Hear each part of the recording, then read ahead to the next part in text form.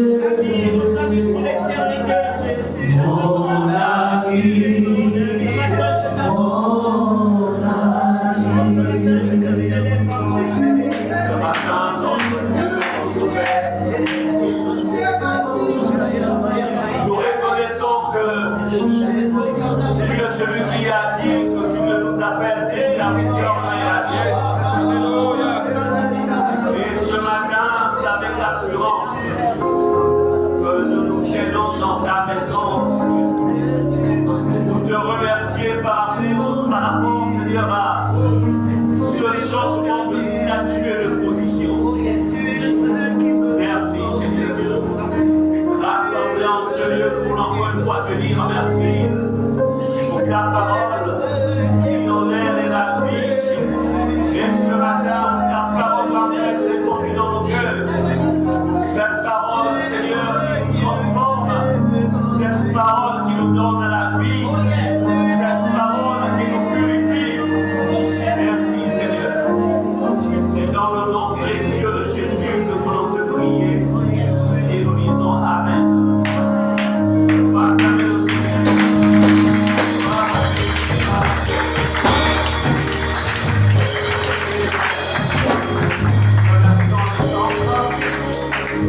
C'est un merveilleux moment. Gloire à Dieu. Bonjour à tous. Ça fait 2 dimanches que je n'ai pas été ici parce que nous exercions le ministère dans une église de la famille Remat qui avait besoin de quelque chose de particulier et bénissons le Seigneur pour les œuvres qu'il a accomplies en ces lieux. Donc, que Dieu soit béni. Alors, je crois que vous avez aussi passé une très bonne semaine. Amen. Amen. Béni soit le Seigneur. Nous saluons la présence aussi du pasteur Calas, qui est là avec nous. Et qui sera avec nous pendant un moment de temps. Tu peux te lever. Donc,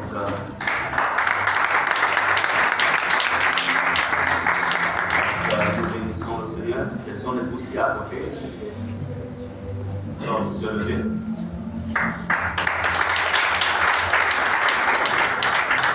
Les marques sont mis en noir gris, nous leur sont bien accordés. Signe de complicité conjugale. Donc, ils seront avec nous pendant un certain temps, ils sont là. Pour dire que le Seigneur a permis qu'ils soient parmi nous pour venir apprendre, pour venir renforcer les capacités spirituelles. Amen. Et c'est merveilleux de vous étonner pas de les voir en tout temps au milieu de nous. Et je pense même à la responsable des femmes. Hein? Il faut m'introduire dans son épouse pour voir très active. Et lui, on saura comment l'utiliser. Mais il est là d'abord pour une formation. Amen. Voilà. En live pour le papa. Ok. Alors, nous rendons grâce au Seigneur. Nous sommes en fin d'année, nous allons vers la fin de l'année. En vérité, dans un mois et quelques semaines, nous traverserons l'année 2023 pour nous retrouver en 2024. C'est un long parcours que nous venons de parcourir. Et il est important de bien préparer cette transition entre l'année 2023 et 2024. C'est pourquoi je voudrais ici encourager les responsables d'Omsel, les responsables de groupe, de sensibiliser, de visiter ceux qui sont certainement épuisés par le poids des épreuves, le poids des situations particulières, de ne pas être absent. C'est une période assez cruciale. Si le diable peut, en tant que leader que je suis et de par la présence de Dieu et l'onction de Dieu, s'il ne peut pas avoir peur d'envoyer des esprits de mort pour s'attaquer à ma personne, vous comprenez que ce ne sont pas les brebis à qui il va chercher à attaquer. Est-ce que vous comprenez cela? C'est pourquoi il est extrêmement important que, parce que dans peu de temps, on va rentrer dans un programme assez spécial pour se préparer à l'année 2024. Pour préparer cette traversée. Vous allez constater une recrudescence des décès ces derniers temps. Une recrudescence des décès. Une recrudescence, en fait, même parfois des maladies qui ne se justifient pas. Mais aussi, vous remarquerez aussi, une forme de lourdeur que l'ennemi libère sur les enfants de Dieu. Tout ça, en fait, ce sont les plans de l'ennemi de nos âmes, l'ennemi de notre foi.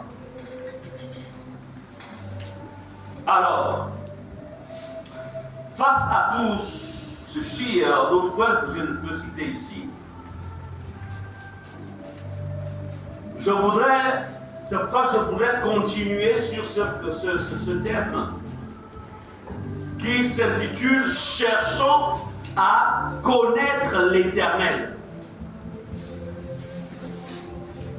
La Bible nous dit que ceux du peuple qui connaîtront leur Dieu agiront avec fermeté. Ceux du peuple, ceux qui parmi nous connaîtront leur Dieu, agiront avec fermeté.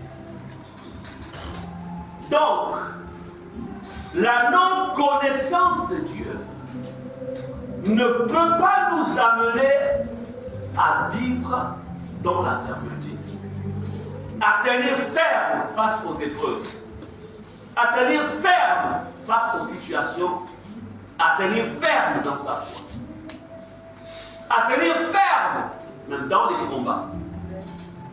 Amen. Amen.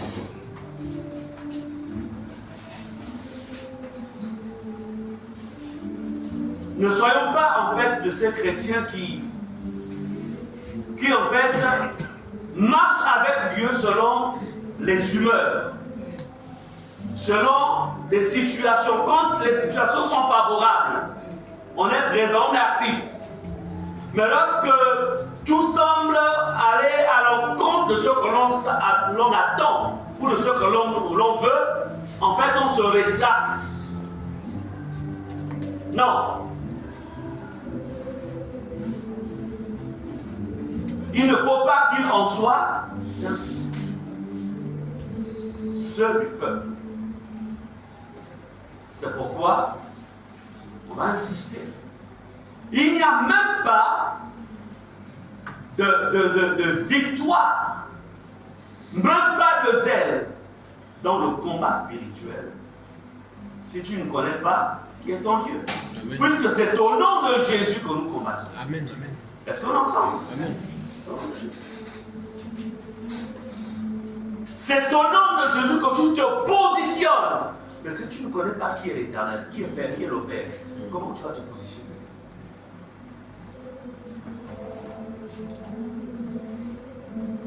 Nous avons dans Ésaïe 36 ce passage qui dit, verset 5, que vous connaissez d'ailleurs, qui dit, à qui me comparerez-vous? Ésaïe 36, verset 5. À qui me comparerez-vous pour le faire mon égal? À qui me ferez-vous ressembler pour que nous soyons semblables? Ésaïe 36, verset 5. Ici, c'est le Dieu créateur qui parle. Le Dieu de toute éternité. Celui qui n'a ni commencement ni fin. Et il te pose la question, à qui me comparerez-vous pour le faire mon égal? À qui? Donc pour lui, qui peut m'égaler dans l'univers? Qui peut m'égaler dans le cosmos? Qui peut m'égaler sur la terre? Qui peut être mon égal dans ta famille? qui peut être mon égal dans ta tribu, qui peut être mon égal dans ton milieu professionnel ou dans ton milieu scolaire universitaire, qui peut être mon égal, qui peut être mon égal dans ces temps, qui peut être mon égal, qui peut être mon égal, dit le Seigneur. Pourquoi cette crainte? Pourquoi cette peur? Pourquoi ces doutes? Pourquoi ces découragements? Pourquoi ces pleurs? Pourquoi ces cris? Pourquoi veux-tu l'abandonner? Qui peut être mon égal? Qui peut être mon égal? Alléluia. Osée 6, verset 3 dit: connaissons, cherchons à connaître l'Éternel. Comme pour dire, il y a de ceux qui adorent Dieu, ou qui adoraient Dieu en ce temps, mais qui ne connaissaient pas l'Éternel. Ils étaient actifs, mais ils ne connaissaient pas l'Éternel. Il dit, connaissons. Vous ne pouvez pas persévérer dans les voies du Père si vous ne connaissez pas qui est le Père. Parler de quelqu'un, c'est une chose. Mais connaître la personne, c'en est une autre. Alléluia. Avant que je ne rencontre mon épouse, je me disais que j'étais un homme extrêmement ordonné. Un homme qui vraiment était très discipliné. Et je me suis dit, lorsque mon épouse, quand elle rentrera dans ma vie, c'est sûr qu'elle sera vraiment, elle sera à l'aise, elle va se sentir que je trouve un homme vraiment discipliné. Mais quand elle est rentrée dans ma vie, elle m'a démontré qu'en vérité, tu n'es pas aussi discipliné que tu le pensais. Donc, elle a appris,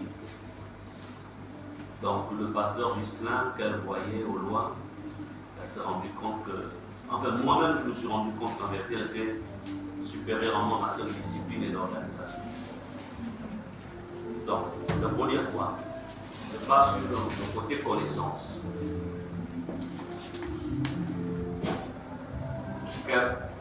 Voir quelqu'un au loin, c'est une chose. Rentrer dans la vie de la personne, c'en est une autre. Amen. Amen. Amen. Chanter des cantiques ici, on parle de Jésus, on parle de Dieu, on chante, c'est bien. Mais rentrer en lui pour découvrir qui il est, c'en est une autre. Amen. Amen. Amen. Alléluia. Amen.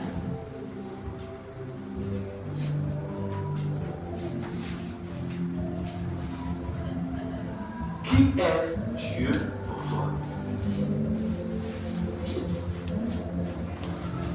Qui est Dieu? Dans ces temps, connaître Dieu dans sa véritable dimension est extrêmement important. Alléluia. C'est pourquoi Dieu, on ne marche pas avec lui en groupe. C'est une femme de prière. Je suis aussi un homme de prière, chacun sans dimension. Je suis homme de Dieu, elle est femme de Dieu. Mais nous ne marchons pas avec Dieu ensemble. Non, non, non. Elle marche avec Dieu selon sa relation personnelle. Je marche avec Dieu selon ma relation personnelle. Amen. Maintenant, ensemble, on devient une bombe. Yes. Yes. Est-ce qu'on est ensemble? Amen. Mais je ne peux pas m'appuyer sur elle pour monter au ciel. Elle non plus ne peut pas s'appuyer sur moi. Donc Dieu, on ne le suit pas de manière collégiale. C'est pourquoi il est écrit, le salut est personnel. Le salut est personnel.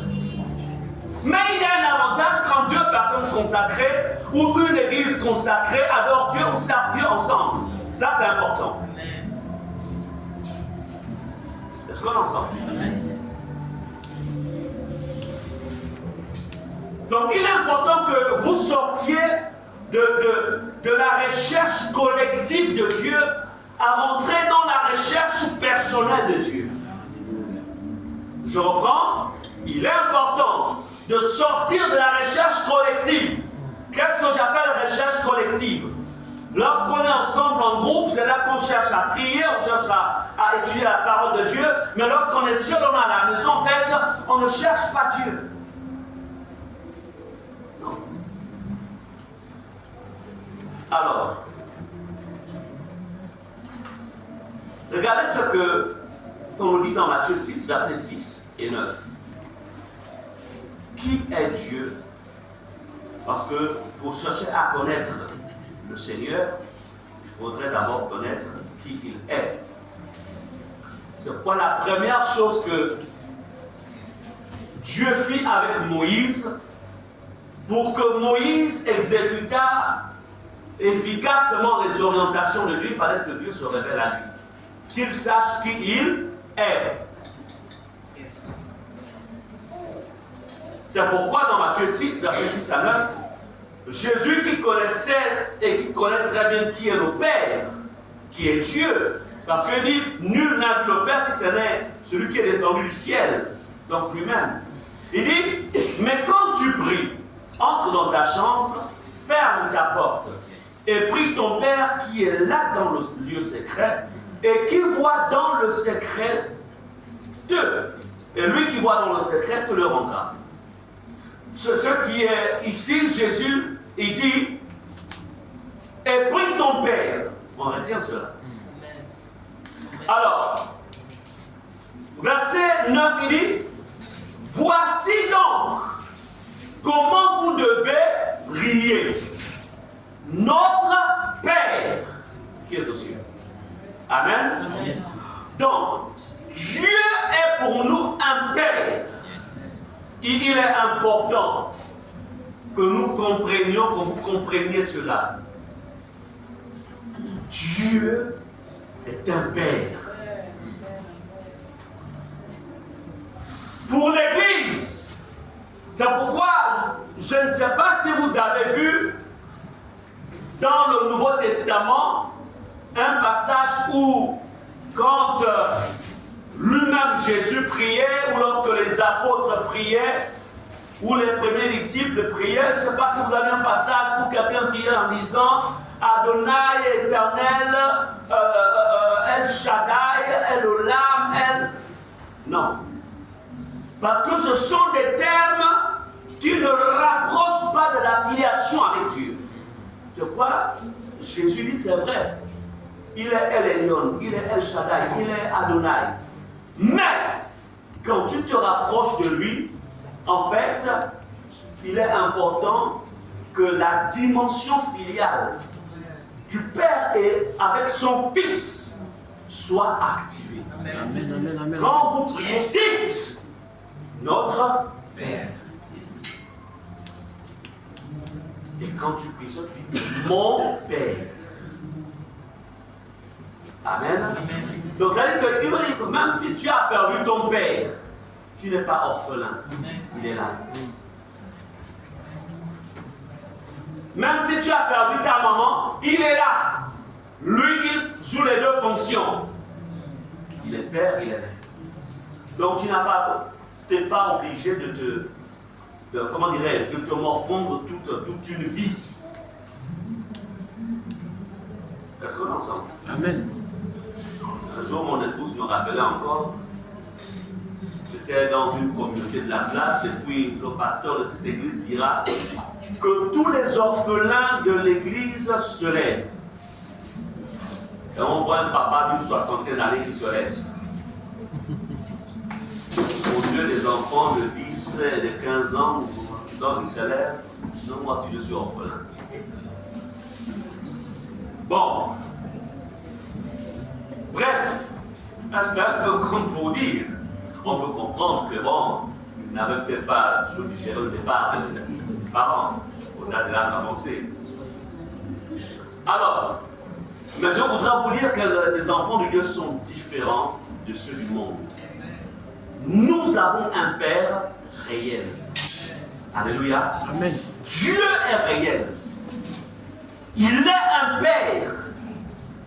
De la même manière qu'un Père physique, bon, un Père responsable, parce qu'il y a des pères qui ne sont pas responsables, parce que quand je veux spécifier, un Père responsable s'occupe du bien-être de ses enfants. Amen. Dans tous les domaines. Si un Père physique peut le faire, qu'en est-il du Père divin? Alléluia. Il faut que tu changes ta manière de voir Dieu. Vois-le comme un Père. Il est aussi important de comprendre, de découvrir quel est le caractère de Dieu. Yes. Il y a beaucoup qui marchent avec Dieu, ils pensent que c'est juste un esprit, il est suspendu quelque part, et puis il oriente un peu ses regards juste sur moi depuis le ciel. Bon, mais en vérité, il n'a pas de personnalité. Donc Dieu a une personnalité.